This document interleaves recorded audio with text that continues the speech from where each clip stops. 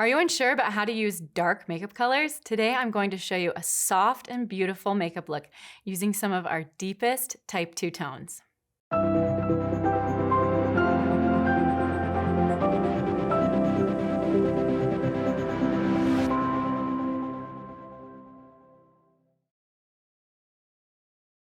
Let's get started with the beautiful eyeshadow colors. Before we do that, let's apply primer. This will really help the colors to stay where you put them and to be a little bit more saturated so you don't have to use as much color.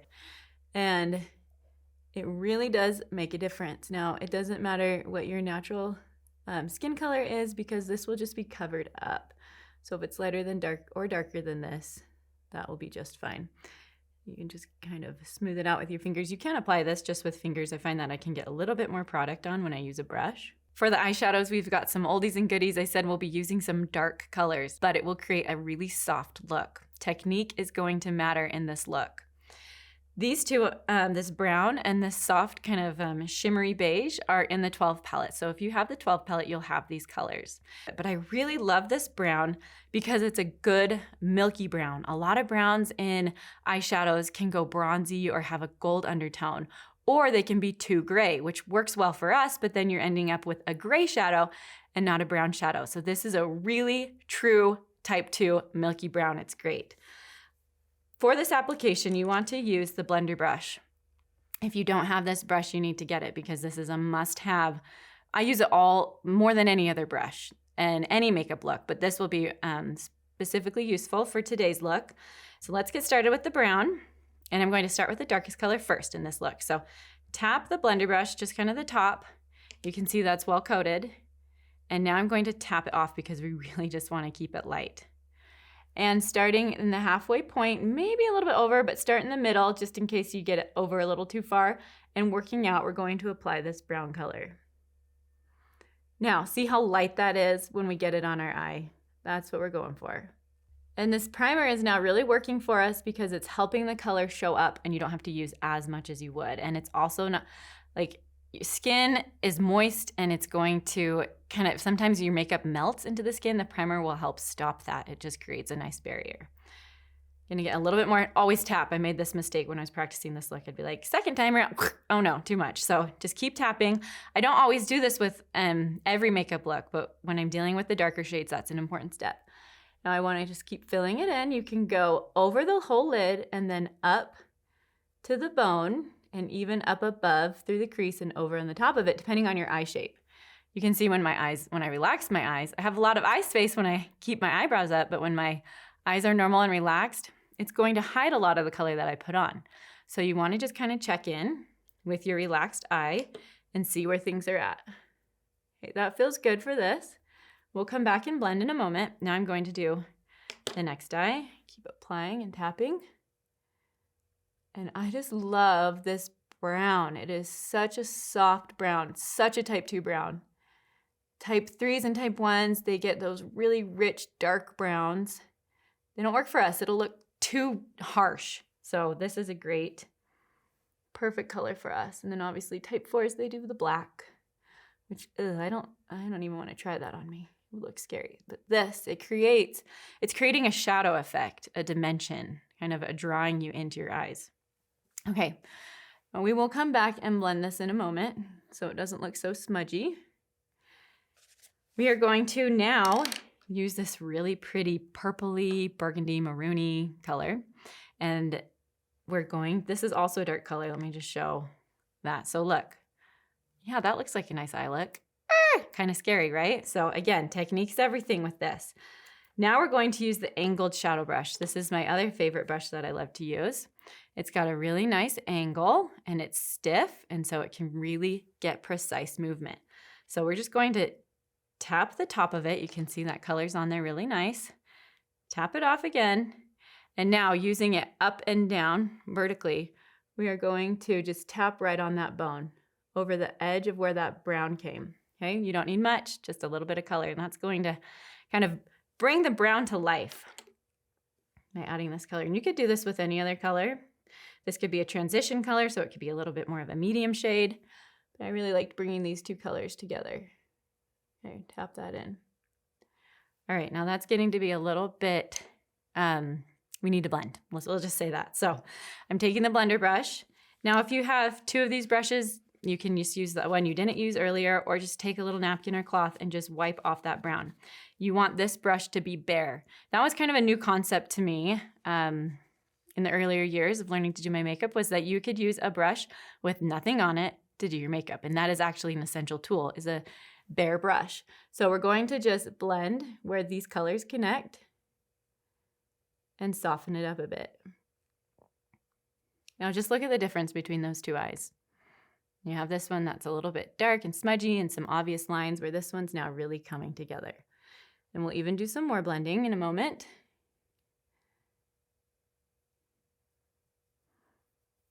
Just right there. You really aren't like moving it too much. You just kind of stay put and waggle your hand back and forth.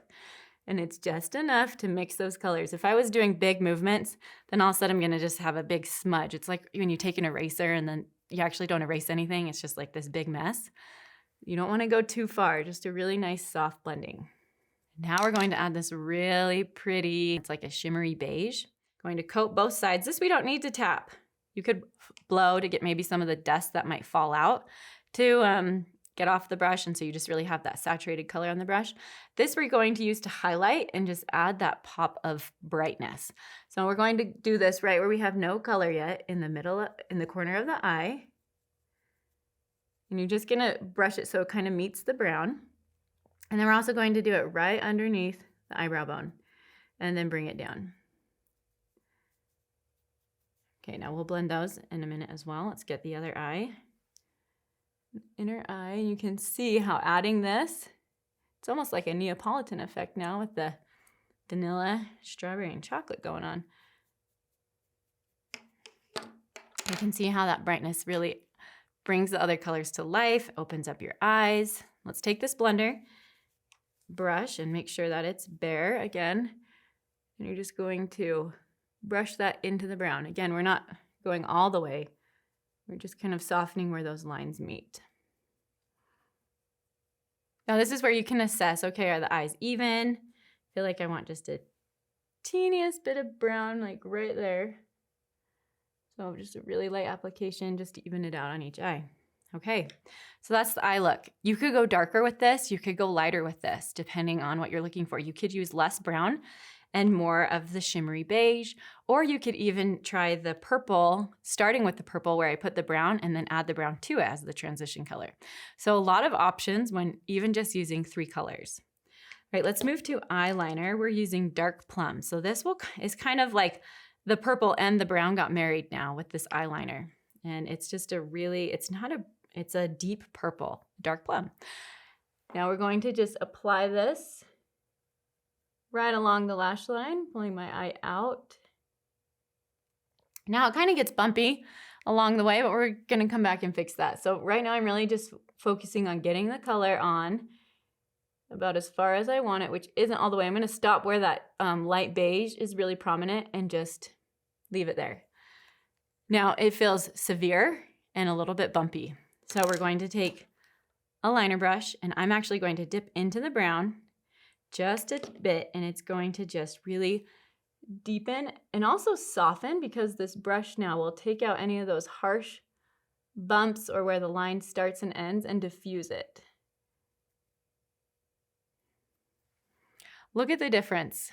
See how adding that liner brush to soften and smooth creates a really nice even fluid feel, where this one still feels harsh and severe. And so using this brush will really help bring it all together. And you can do a thicker line if that's what you prefer. You could do a winged line out there. Now this time I will take it over all the way to the point of the eye, because it's a very thin line at that point. And then just take the residue, and I like to line just a little halfway underneath. Especially with a look like this that is a little bit more kind of dreamy and captivating, lining that under eye creates a more dramatic look. Now let's move to mascara. I'm going to start with the primer. This is a must-have tool for me. I love our primer because I really feel like it thickens and just helps define any mascara.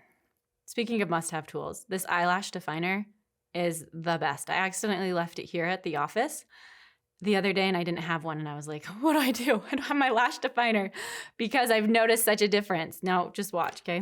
Let's go ahead and just apply the mascara as you normally would. Get off any of those extras that might smudge you.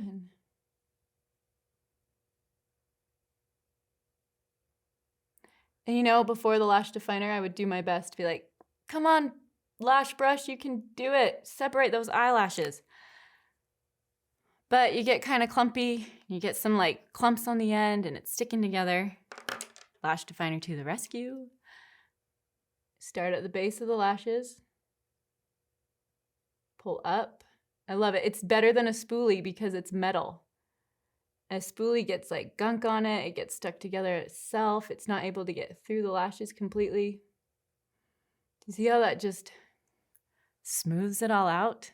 Now, my favorite part is for my bottom lashes, I don't need to use mascara again because usually it causes way too much mascara to get on my eye.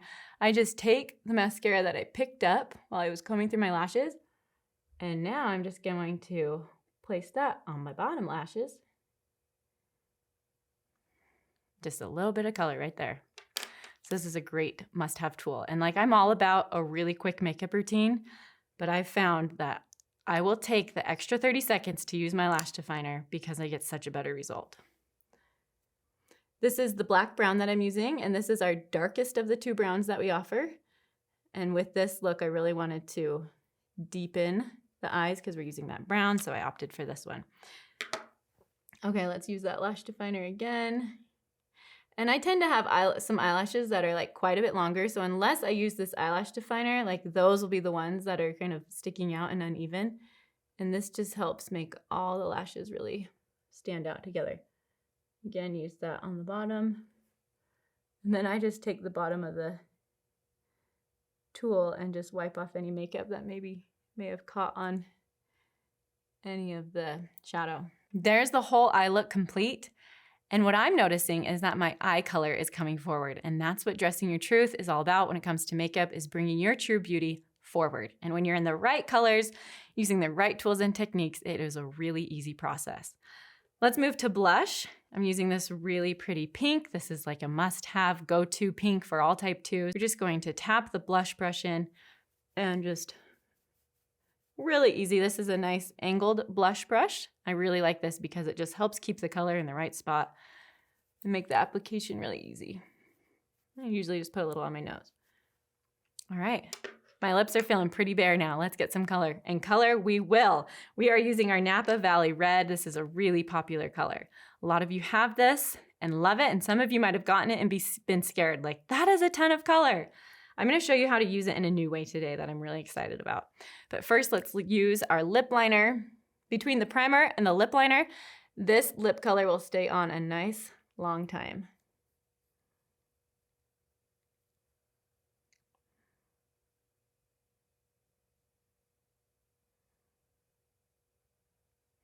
Okay, just line your natural lip line. Don't worry if it's too messy. Kind of rub that in so it stays put. Now we're going to take Napa Valley, and I'm going to just put it on the bottom lip because I really just want it to kind of stain the lips, and I don't want it to be too saturated in this particular look. This is a great type 2 red. Okay, we're just going to be careful where you put it because if it's a red, it can kind of stain. So just be really light-handed and start with less than you need. And I'm actually going to put on just a little bit more on the top this time. And now I use my lip brush with this lip color every time because if I use my fingers, it could smear potentially, or then my finger is going to be red because it is a stronger color. So I'll use my lip brush to just spread this color out.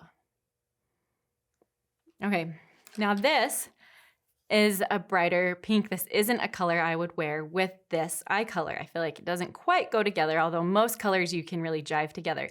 But it does feel like they're competing a little bit. Are you noticing that? So I'm going to add this lip gloss. Now, if you have Napa Valley lipstick, you have to get Boysenberry lip gloss. If you have Boysenberry lip gloss, you have to get the Napa Valley lipstick because together, it's perfection. You will love this color. and it changes to something completely different. Just look at how this color and this is a very sheer lip gloss. They're very different. You wouldn't necessarily think to pair that. And I think I actually came up with this when I just had them kind of together in my makeup drawer, and I was like, just experimenting. And I was like, I love this look. So, all right, I've had you waiting long enough. Let's do it. It becomes a really pretty pinky purpley color that's just unlike any other lipstick or lip gloss that we offer. And then you can use my finger there for a sec, but let's grab this lip brush. Isn't that gorgeous? I just can't get enough of this color. It's so pretty. Now I feel like that really connects better with the eyes. Just brings it all together. There you have it. We're using some dark colors, the lipstick and the eyeshadows, but with the right tools and techniques, it can create a very soft, smoky, sultry type 2 makeup look. Get the tools that you need and try these techniques out to create a look that you're sure to love.